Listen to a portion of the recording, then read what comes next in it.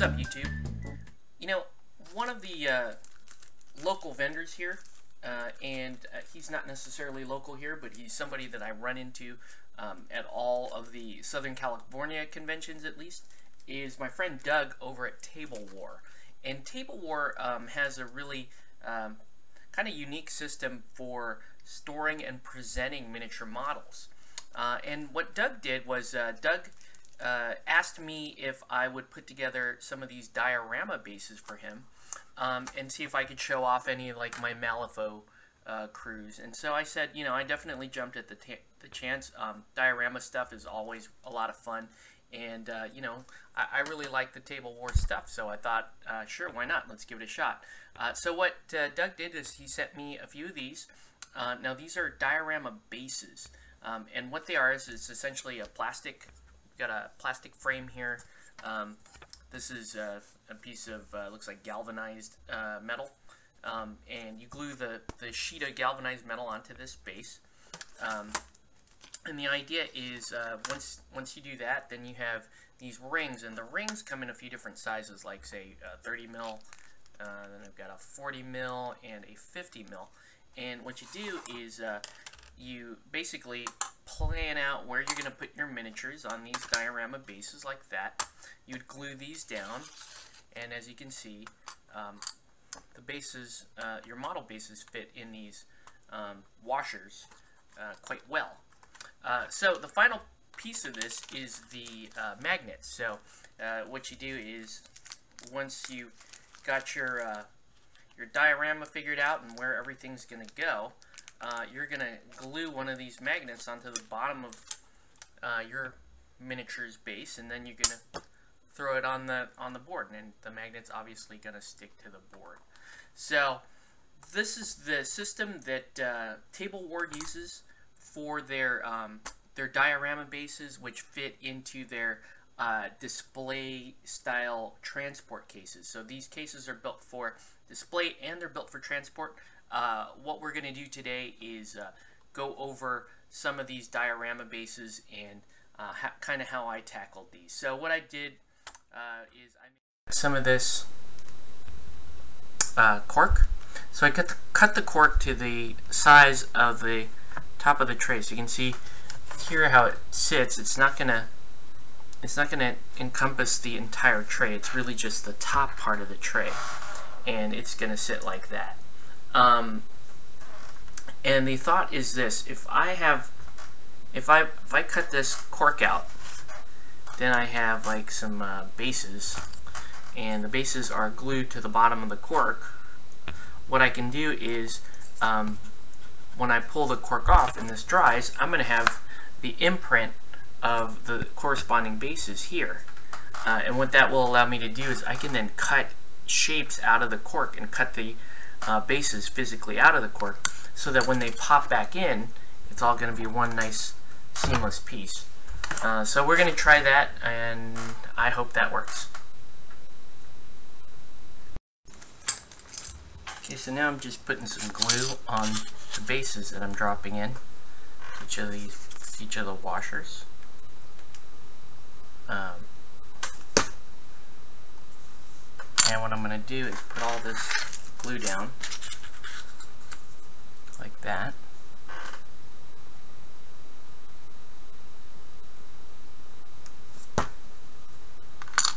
Good. And then one final one on the 50. Not being terribly careful with this, just so that it's not seeping out of off the edges and onto the washers. But see, just like that. Then what I'm going to do is take the cork, and I'm going to press the cork down on top of this like that. Hold it down tight, and then I'm going to turn the whole thing over that. So turn the whole thing over. And now for the risky part of the operation, I gotta move this one here. So with that turned over,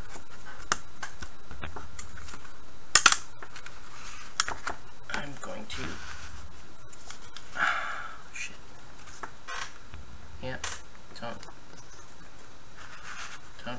slide this any more than you absolutely have to, because you want this to line up pretty well. So now I am going to carefully remove this and go straight up when you do it. When I do that, you can see now I have the pieces that are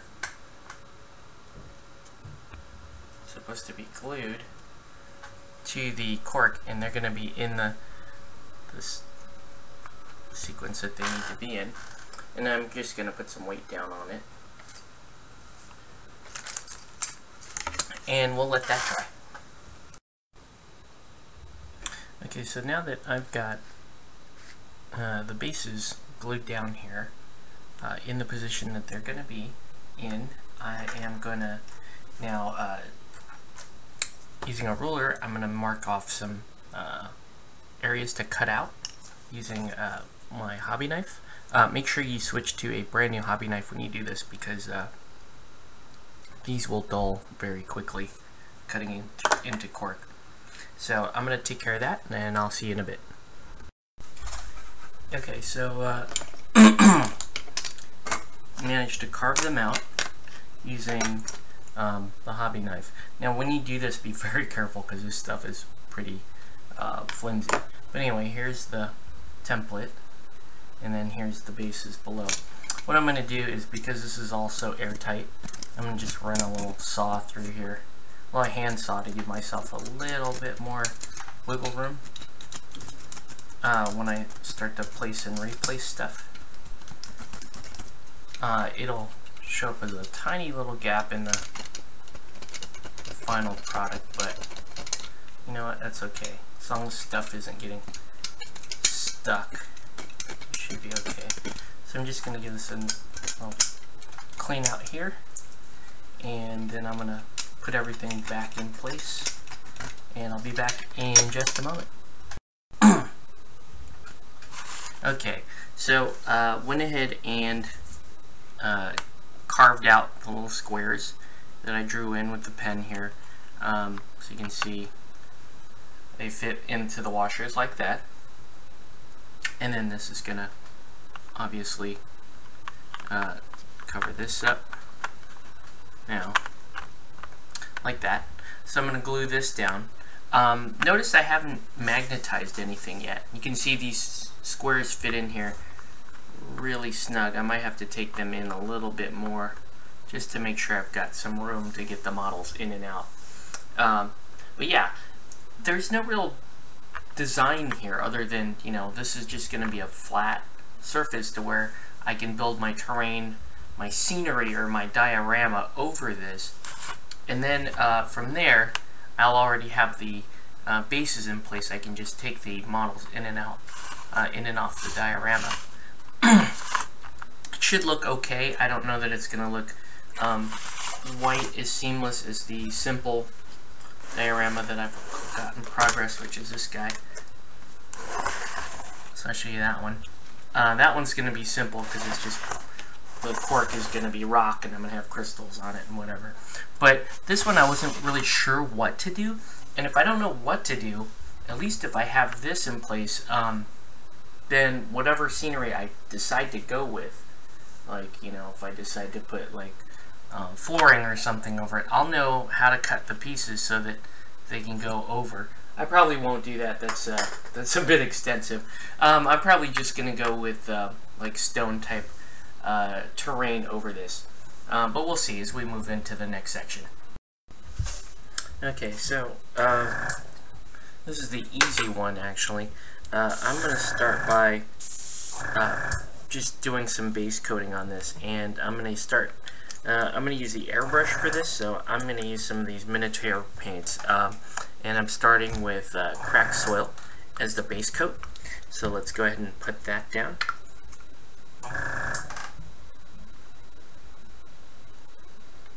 Let's put some cracked soil in the gun here. And let's get this shooting.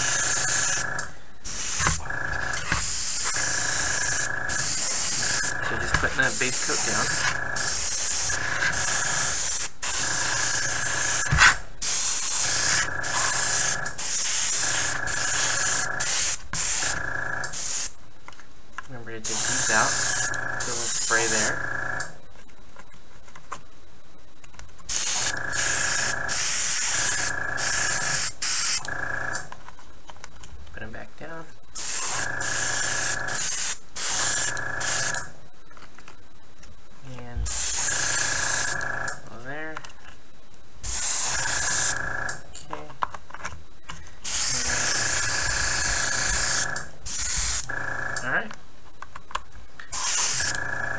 that's all we needed for that. And then I'm gonna start adding some more layers to that. Be right back. Okay, the next color is cracked leather. So start putting that down.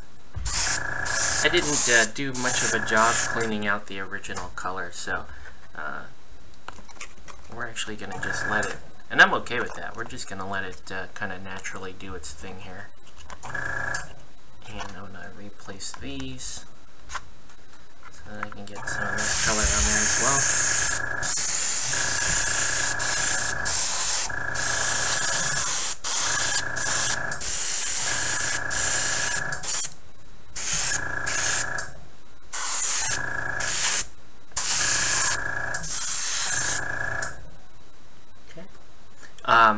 So yeah, we're just shooting for basically a kind of a model pattern here with the darker color. Some natural modeling.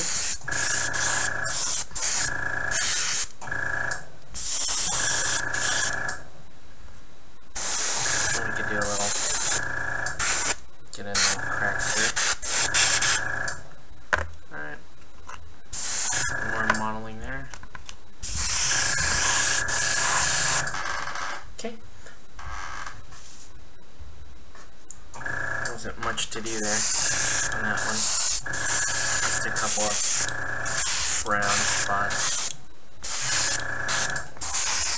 Still nothing much to look at, is it?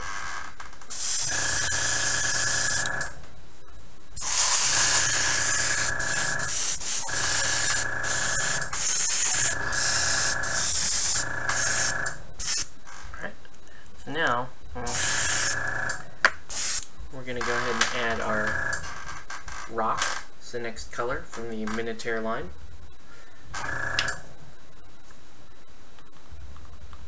And this one's actually going to serve as the base coat or the undercoat for the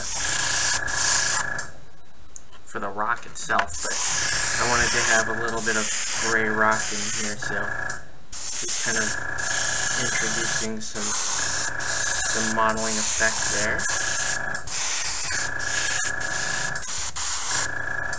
There we go. And now we're going to paint these guys. So we'll paint these.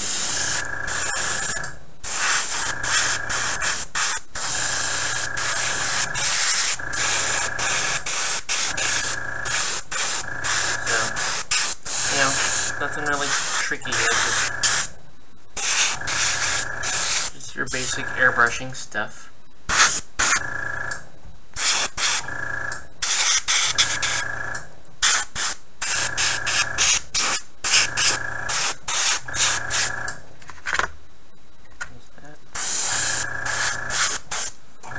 Come back when this is all done.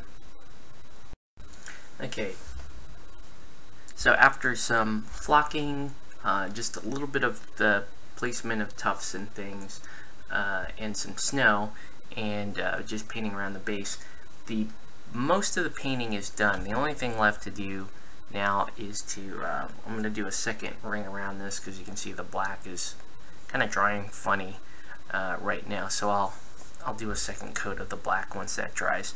The other thing I'm going to do is I'm going to now put the miniatures, the crew, on here when this is dry. But first I'm going to paint that, then I'm going to matte coat this and seal it. Then I'm going to put the crew on it, and then I'm going to seal it one more time. Oh, and then I'm going to put the magnets in.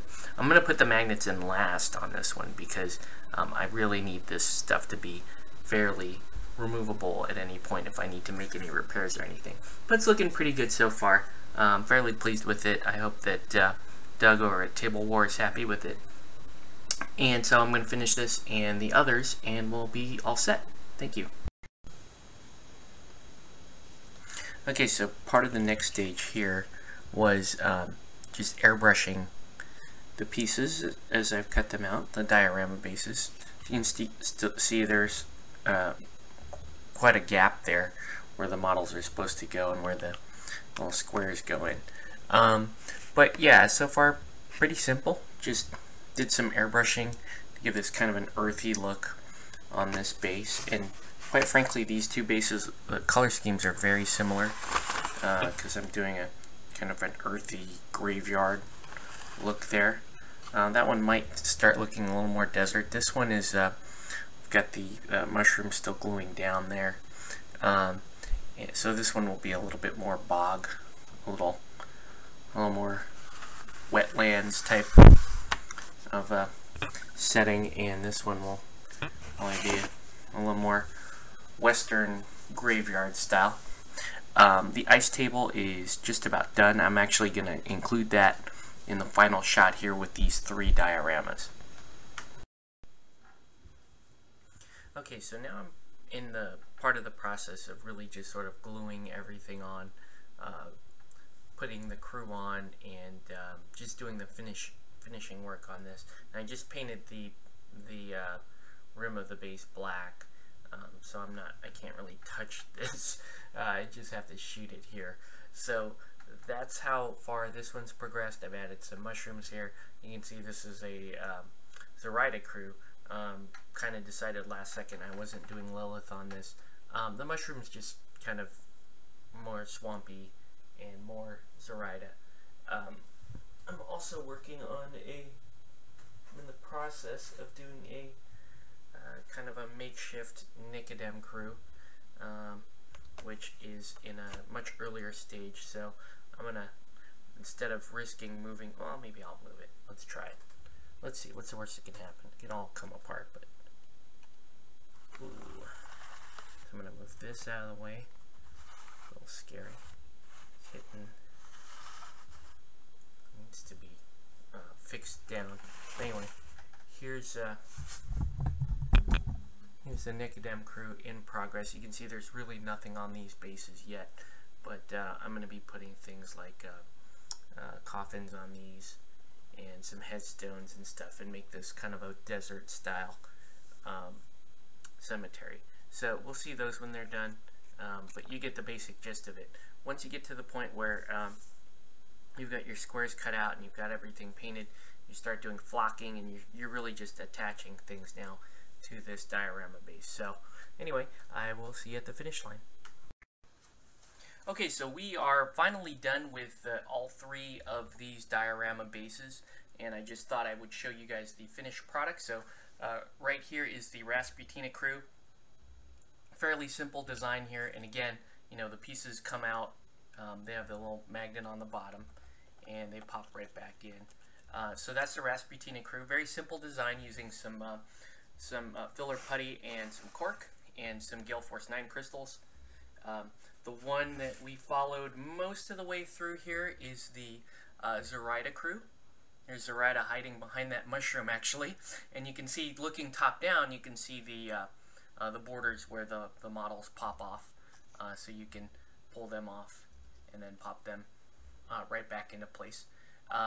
So this is really fun. Also used some of Wargamma James's mushrooms for this, so really fun kind of Alice in Wonderland theme. Had a lot of fun building these. You guys, these are a lot of fun.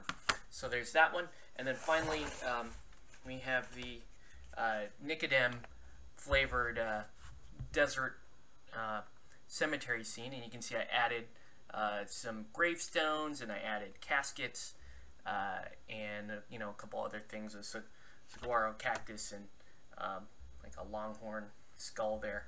But yeah, this one is maybe a little bit more obvious than, say, the Rasputina one as far as where the models pull out, but it's cool. You know, I'm pretty happy with them. They're very thematic. I had a lot of fun putting these together. And just so you know, guys, in case you didn't know, I am terrible at building terrain. So this is the process that I came up with. I'm sure that there are much better, much cleaner, much cooler ways to do this. But once again, this is a lot of fun. I can't wait to show these off to Doug this weekend at Strategicon GameX. So if you're in the LA area and you want to come check these out, and you want to see the rest of our crew over at SoCal Malifaux, come down to Strategicon GameX. That's at the Sheraton Gateway Hotel in LAX, right by the airport. So that's it for these. Had a lot of fun. Just wanted to thank Doug over at TableWar for sending these over to me. He thinks that I did him a favor. Honestly, I feel like honestly, I feel like he did me a favor because these are a lot of fun, and I can't wait to break them out and show them off. So that's it for this video, and thanks, guys. We'll catch you on the next one.